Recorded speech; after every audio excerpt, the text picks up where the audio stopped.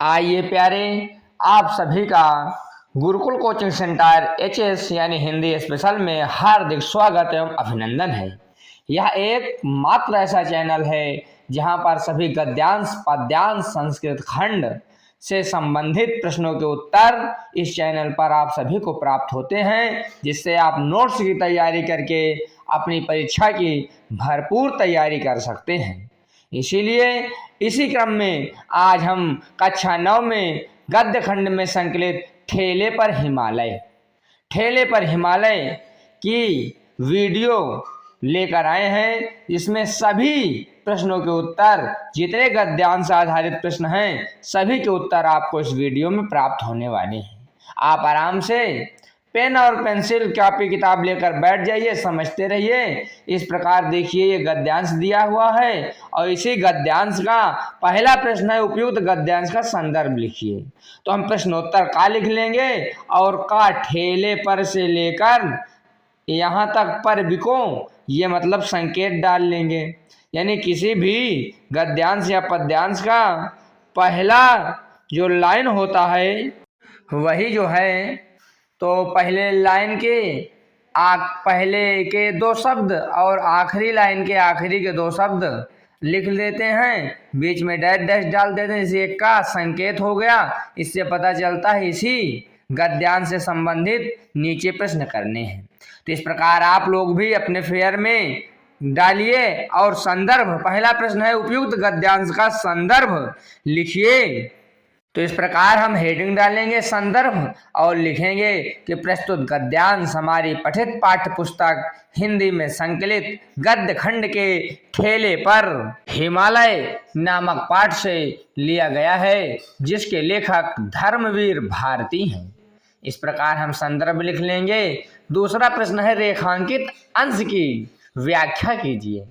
तो जितने में रेखांकित है, आपके पुस्तक में जितने में रेखा खिंची है वही रेखांकित अंश होता है, उतने की ही व्याख्या हमको करनी होती है। तो इस प्रकार इसकी व्याख्या लिख लेंगे हम अपने नोट्स में। दूसरा, रेखांकित अंश की व्याख्या हेडिंग डालेंगे और लिखेंगे कि ठेले पर लदे हुए बर्फ को देखकर लेखक कहता है कि एक मेरा मित्र है जिनका जन्म स्थान अल्मोड़ा है। वे पल भर उस बर्फ को एकटक देखते रहे।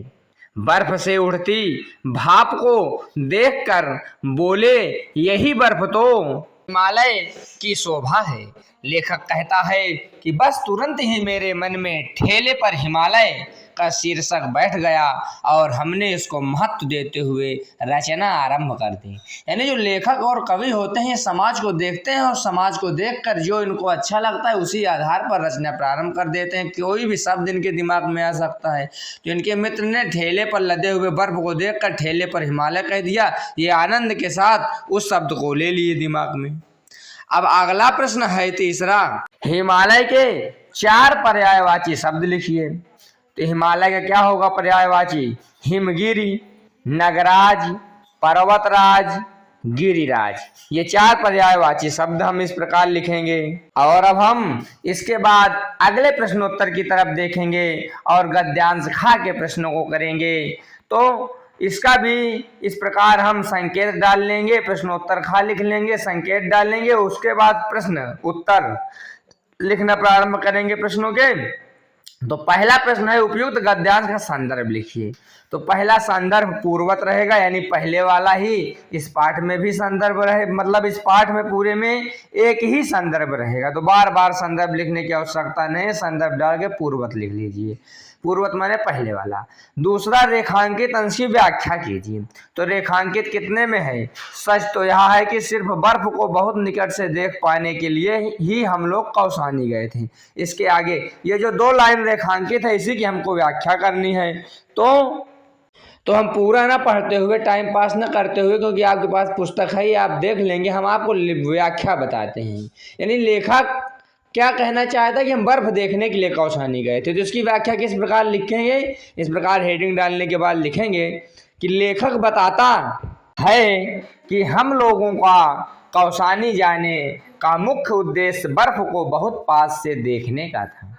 इसके आगे लेखक मार्ग की कठिनाइयों का वर्णन करता हुआ कहता है कि कौसानी जाने के लिए नैनीताल से रानीखेत जाना पड़ता है और रानीखेत से मझकाली के दुर्गम मोड़ों को पार करते हुए एक रास्ता कोसी को भी जाती है।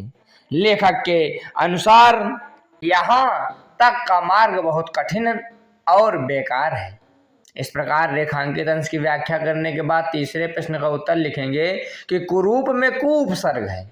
कुरूप में क्या है? कु उपसर्ग है और इससे कुचाल और कुमार्गी आदि शब्द बन सकता है। यानी एक ही उदाहरण देना है, यदि लिखना है तो आप कुचाल लिख लीजिए बस। ये और अब अगला गद्यांश देखिए, प्रश्नोत्तर गा। इसका पहला प्रश्न है संदर्भ लिखने के लिए संदर्भ पूर्वत ही रहेगा पहले वाला। दूसरा प्रश्न है रेखांकित अंश की व्याख्या कीजिए। तो इस प्रकार जितनी अंश रेखांकित है उसकी व्याख्या हम लिखेंगे कि लेखक कहते हैं कि कौसानी के सामने की घाटी के सौंदर्य को मैं एकटक देखता रहा।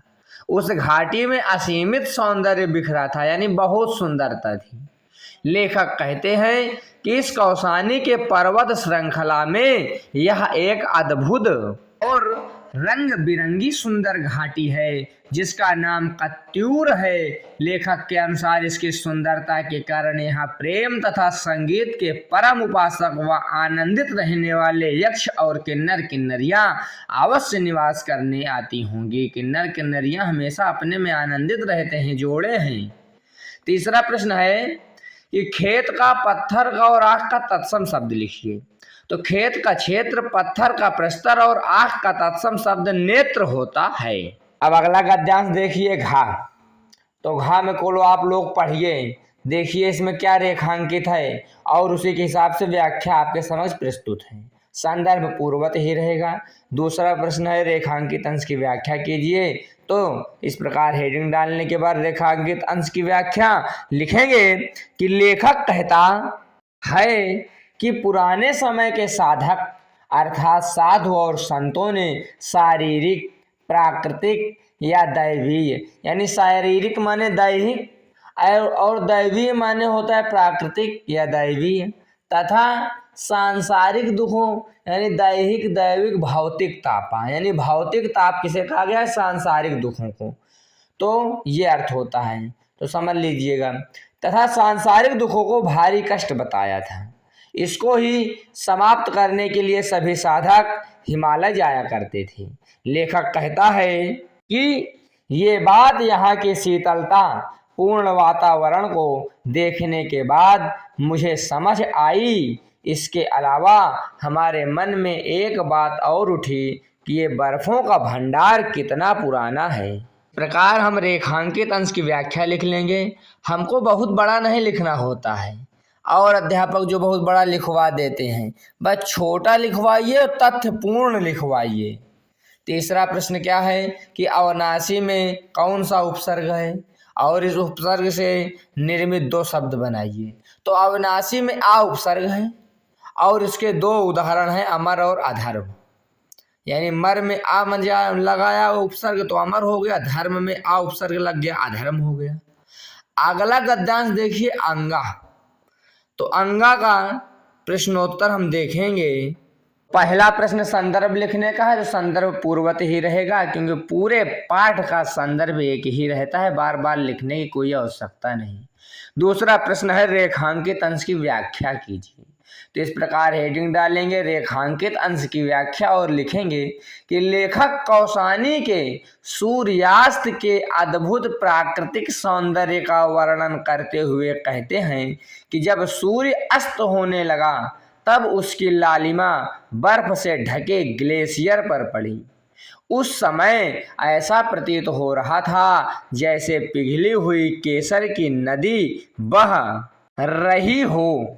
सफेद बर्फ सूर्य की किरणों के प्रभाव से कमल के लाल फूलों के समान चमकने लगी। शाम होते ही घाटियों का रंग गहरा नीला होने लगा और धीरे धीरे अंधेरा छाने लगा। इस प्रकार हम गद्यांश की व्याख्या कर लेंगे रेखांकित अंश की। और इस गद्यांश का अगला प्रश्न है, सूरज एवं कमल के दो दो पर्यायवाची शब्द लिखिए। तो सूरज के पर्यायवाची सूर्य और दिनकर, कमल के पर्यायवाची पंकज और नीरज होते हैं। अब हम इस गद्यांश के आखिरी प्रश्न यानी आखिरी गद्यांश आधारित प्रश्नोत्तर को देखने वाले हैं।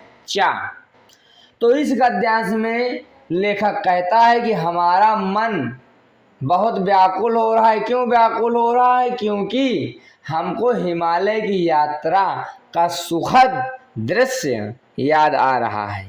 यानी होता है ना, कोई अच्छी जगह घूमने जाओ तो वहाँ की याद आने लगती है, तो उसी प्रकार लेखक को याद आ रही है। तो इसका पहला प्रश्न संदर्भ रहेगा, तो संदर्भ पूर्वत ही रहेगा। अगला प्रश्न है, इस गद्यांश का दूसरा कि रेखांकित अंश की व्याख्या कीजिए। तो इस प्रकार हेडिंग डालेंगे रेखांकित अंश की व्याख्या, और हम लिखेंगे कि लेखक कहते हैं कि जब हमको हिमालय यात्रा के उन पुराने दिनों की याद आती है तो मन बेचैन होने लगता है और वहाँ की मधुर यादें सताने लगती हैं। लेकिन जब मैं वो पुरानी बात ठेले पर हिमालय को कहता हूँ तो हंसी आने लगती है, तो दर्द कुछ कम होता है। यानी ठेले पर हिमालय अद्भुत प्रसंग था। लेखक कहते हैं कि वह सुंदर व शीतल हिमालय की ऊंचाइयों पर बार बार जाने का मन करता है, लेकिन अब तो केवल ठेले पर लदे बर्फ को ही देखकर मन बहल जाता है। लेखक का कहने का आशय कि अब हम हिमालय नहीं जा पा रहे हैं, मन बहुत कर रहा है, अब तो वही ठेलिया पर जो बर्फ वाली सिल्ली देखते हैं तो बस वही देख पाते हैं। अगला प्रश्न है, हिम शिखर में कौन सा समास है और इस समास के दो अन्य उदाहरण लिखिए। तो राजपुत्र और गंगा जल इसके उदाहरण हैं और इसमें तत्पुरुष समास है।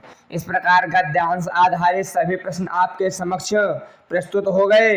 इसके बाद बचता है भाषा के रंग यानी व्याकरण के प्रश्न। तो फटाफट इसको भी हम 2-4 मिनट में देख लेंगे। इससे हमारे ज्ञान की शक्ति का पता चलेगा और ज्ञान वर्धन भी हो जाएगा। नहीं पता रहेगा तो इसको हम देखते हैं। समासिक पदों का समास विग्रह करना है और समास का नाम लिखना है। तो हिमालय है, हिमालय का समास विग्रह हिम का आलय होगा। समास का नाम तत्पुरुष समास। शीर्षासन, शीर्ष पर किया जाने वाला आसन, तत्पुरुष समास। जलराशि, जल की राशि, तत्पुरुष समास। पर्वतमाला, पर्वतों की माला, इसमें भी तत्पुरुष समास है। तंद्रालस, तंद्रा से आलस, तंद्रा माने नींद होता है, नींद से आलस, तत्पुरुष समास। प्रसन्न वदन, प्रसन्न है वदन जिसका बहुव्रीहि समास होएगा। अगला प्रश्न है प्रत्यय अलग कीजिए। तो प्रत्यय देखिए, सुहावनापन में पन प्रत्यय है, कष्टप्रद में प्रद प्रत्यय है, शीतलता में ता प्रत्यय है। शीतल धनता, कष्ट धन प्रद, सुहावन न धन पन। तो इस प्रकार प्रत्यय अलग हो गया। तीसरा है संधि विच्छेद कीजिए। तो संधि विच्छेद करना है तो निरावृत, निह धन आवृत, इसमें विसर्ग संधि होगी। हिमालय, हिम धन आलय, इसमें स्वर संधि। हर्षा तिरेक का संधि विच्छेद होगा, हर्ष धन अतिरेक, इसमें भी स्वर संधि है। नगाधिराज का संधि विच्छेद होगा, नग धन अधिराज, इसमें भी स्वर संधि है यानी दीर्घ स्वर संधि है ना। अगला प्रश्न है पर्यायवाची शब्द। दो दो पर्यायवाची शब्द लिखने हैं। तो रास्ता का पथमग, नदी का तटनी और सरिता। आकाश का पर्यायवाची होगा गगन और नभ, शिला का पत्थर और पाषाण, और आँख का पर्यायवाची होगा नयन और नेत्र। यदि आपको और पर्यायवाची की आवश्यकता हो तो कमेंट करिएगा, हम आपको बताएंगे। अगला प्रश्न है सुकुमार में उपसर्ग बताइए और सु से 5 अन्य शब्द बनाइए। तो सुपुत्र, सुगम, सुयश, सुरक्षित और सुसंस्कृति, ये सु उपसर्ग से बनने वाले 5 शब्द हैं। अगला प्रश्न है रचना की दृष्टि से वाक्यों की प्रकृति यानी वाक्य के भेद। सरल है वाक्य है, मिश्रित भाग वाक्य है, संयुक्त वाक्य है, क्या है? तो इसका हल देखिए। तो पहला है सूरज ढल रहा है, तो इसमें सरल वाक्य है। कोसी से बस चली तो सारा दृश्य बदल गया, इसमें मिश्र वाक्य है।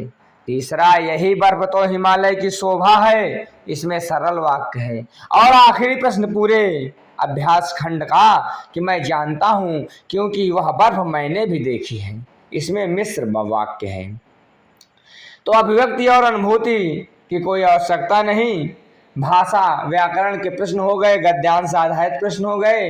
वीडियो आप लोगों के लिए समाप्त होती है। आप लोग इसी प्रकार की सुलभ और सुंदर लेख के लिए इस चैनल को सब्सक्राइब कर लीजिए। यहाँ पर आपको आवश्यकता अनुसार शब्दों के साथ बहुत ही सरल और कम शब्दों में जो आपके लिए उपयुक्त है उसी तरीके 9 से 12 तक का संपूर्ण प्रश्नोत्तरी उपस्थित होती रहेगी।